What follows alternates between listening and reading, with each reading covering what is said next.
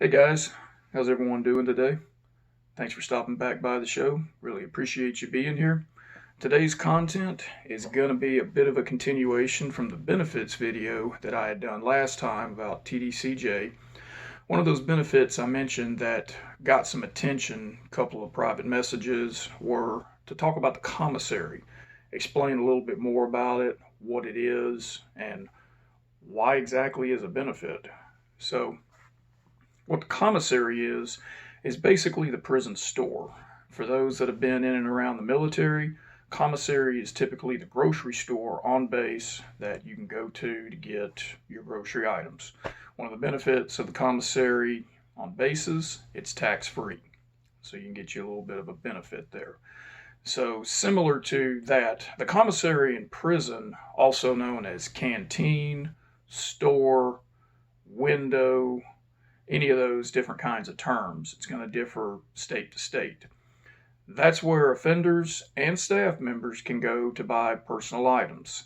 They range anywhere from clothing, food, medical supplies, hygiene, electronics, just about any kind of creature comforts short of furniture, firearms, things that you're not going to be able to readily access in a prison.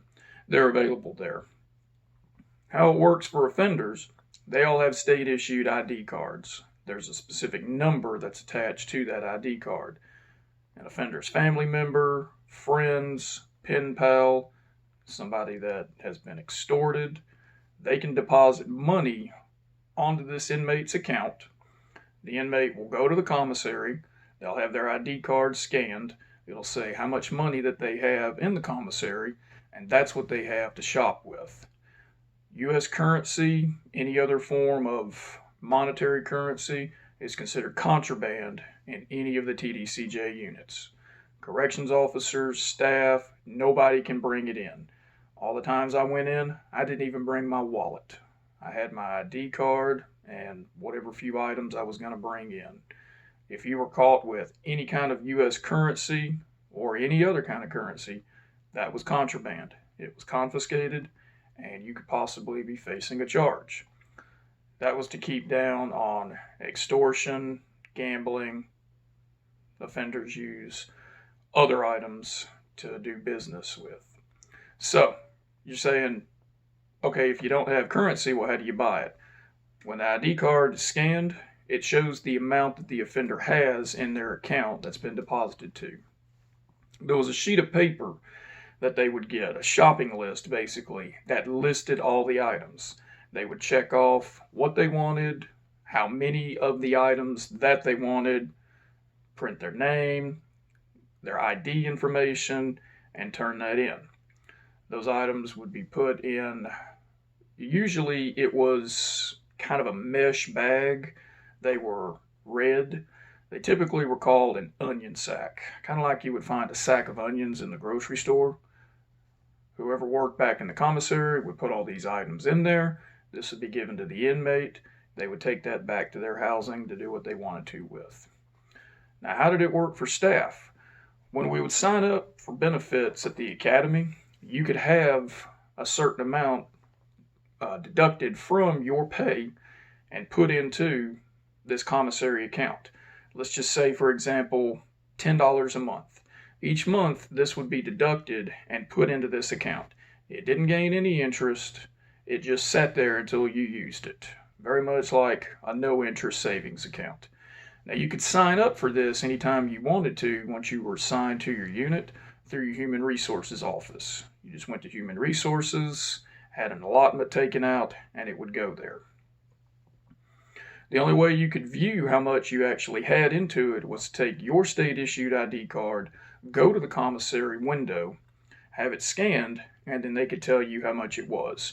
Or if you kept track of your pay slips, your pay statements, it would show on that as well. A lot of people just threw those away. Some didn't care too much for it. So, what's the benefit of a CO shopping at the commissary? Well, there were a couple of benefits for that. Number one, no taxes. Number two, items were generally a little bit cheaper in there. Number three, you didn't have to go to another store.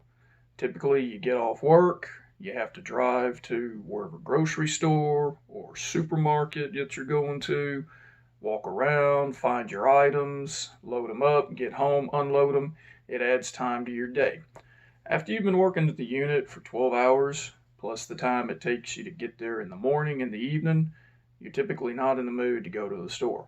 So it was a chance to collect some items without actually having to go anywhere.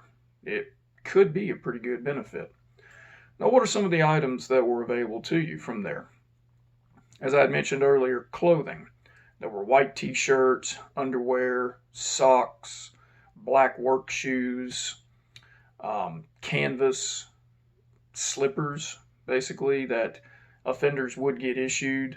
They could buy more of them. You could buy shower shoes, plastic slides. Food-wise, I actually have a couple little items sitting here as souvenirs that I had kept from it. One of the ones that was very popular amongst inmates, hot sauce. Prison food is not the best in the world. They need something to dish it up a little bit. Hot sauce would be one of those things. A couple of the bottles. Panola Cajun. I can't find this anywhere in any of the stores, out in any of the towns, any of the states I've lived in. You can order it from their website, but it's a little bit pricey from there. So I kept these because I can't find them anywhere. Bottles made of plastic, no glass, supposed to be thrown away once they're done with it. The other one, Panela habanero sauce. I really wish I could find this somewhere out here because this stuff was good. I really do miss this stuff. The one that would be the most generic of all, hot sauce. That's it. No name brand, just hot sauce. They could also buy things like utensils, plastic cup. Okay, well, why do they want a plastic cup? They could bring this with them to the chow hall, and when we worked in seg and they got fed in their cells, we didn't provide cups with them. We did provide the drink. They needed something for it to go in. So there was that. Plus, if they bought instant coffee or drink powder beverages, they could mix it up in there. The other one, probably one of the most popular, different brands of sports drinks. Powerade, Gatorade. Sometimes it just had a label on it that said sports drink. After they were done with it, the empty bottle was considered contraband. If we did cell searches, it was supposed to be thrown away. They liked to keep it because it was an extra water bottle for them. They could drink water out of it, use it for cooking, anything that they could come up with to do it. Other items in food, peanut butter, candy, cookies, packaged fish, packaged meats, hygiene items, soap, toilet paper, shampoo, shaving cream, no razors. Those were state issued only and were supposed to be accounted for. Electronics, different things like headphones.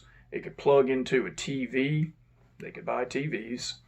A little plastic fan, just circulated the air, didn't really provide a whole lot of cooling, but any kind of little creature comforts.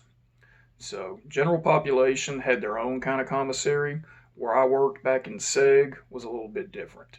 Offenders in seg had to have everything brought to them. At some point during each month, a commissary worker and their offenders that worked with them, SSIs, service support inmates, would come in and take all their orders. We would pass out, as part of our daily rounds, commissary slips that offenders would fill out. We would collect those, and those would be submitted to the supervisor, usually the sergeant, who would send them on from there. And then at some point during the month, the commissary worker would come in and all the items that they had bought for, purchased, were put in sacks. They'd come pushing a big metal cart in, and once they got in the door, the first offender that saw them, they'd all yell out, "We got commissary!"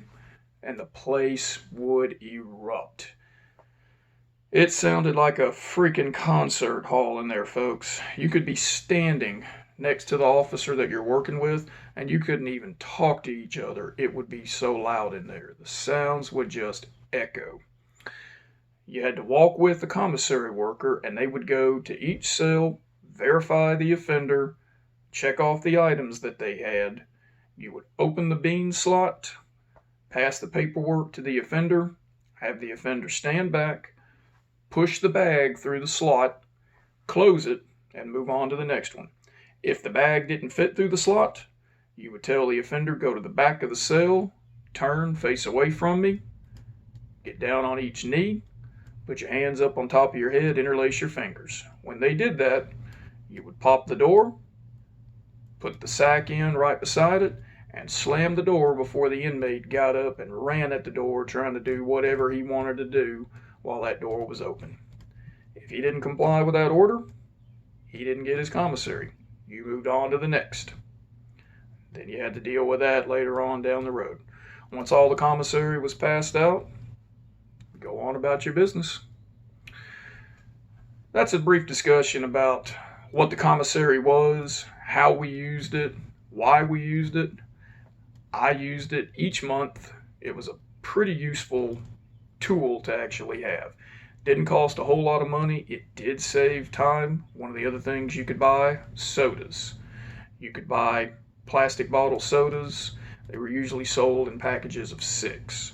So, good things you could actually take home with you and use for yourself. It's a pretty handy thing, pretty good benefit. I recommend it to anybody that does work for the agency. I personally got a lot of use out of it. I really hope you enjoyed this video. If you did, let me know. If you didn't, let me know. Let me know why. And I'm going to keep working on more content. Next video that we're going to get into, we'll continue on with the academy, moving into week 2, finish up on that, and then move into getting into the actual unit. Have a great rest of y'all's day. Thanks a lot.